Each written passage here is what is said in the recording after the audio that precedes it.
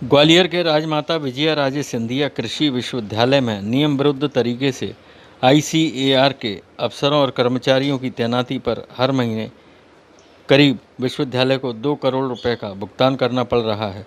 कृषि विश्वविद्यालय में इन दिनों ऐसे कृषि विज्ञान केंद्र यानी केवीके के अफसरों कर्मचारियों को वेतन सहित अन्य खर्च उठाना पड़ रहा है जो उसके कर्मचारी नहीं हैं, लेकिन अपनी राजनीतिक पहुंच और अफसरों के चहेते होने के कारण उन्हें राजमाता कृषि विश्वविद्यालय में मुलाजिम बनाकर रखा हुआ है।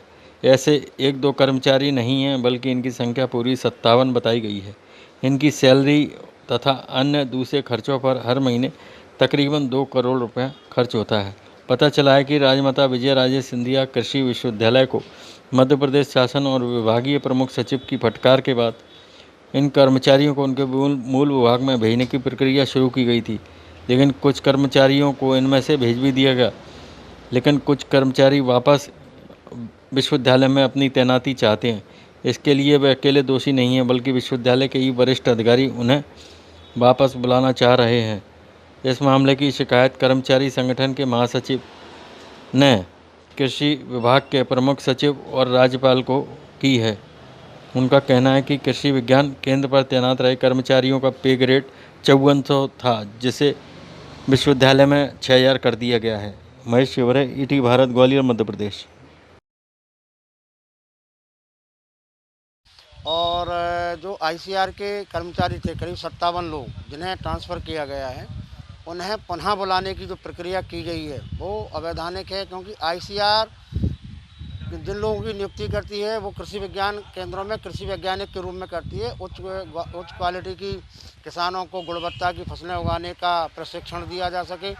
जिन लोगों को यहाँ तैनात किया गया था उनसे प्रशिक्षण प्रभावित हो रहा था, आर और ईजीसी के सबके नियमों के खिलाफ था, उन्हें भी वापस भेजा गया। लेकिन अभी पुनः प्रोफेसर एस के राव कुलपति राजमाता विजया राजे सिंधिया पुनः उन्हें अपने विश्वविद्यालय में बुलाना चाहते हैं। जो पूर्व में शासन के द्वारा पीएस कृषि विभाग द्वारा इसमें आपत्ति और बोर्ड के मेंबर द्वारा भी आपत्ति जताई गई। उन तबादलों में भी क्या किया है इनने कि जो राजनीतिक रूप से प्रभावी थे उनको यहीं बिठा दिया है ग्वालियर केवीके में या आसपास के में, जबकि जो निःशक्त थे या बीमार थे या फिर मान लो जो कमज़ोर थे राजनीतिक रूप से, उनको कहीं किसी को मंदसौर पटक दिया, किसी को बड़वानी पटक दिया, इस हिसाब से।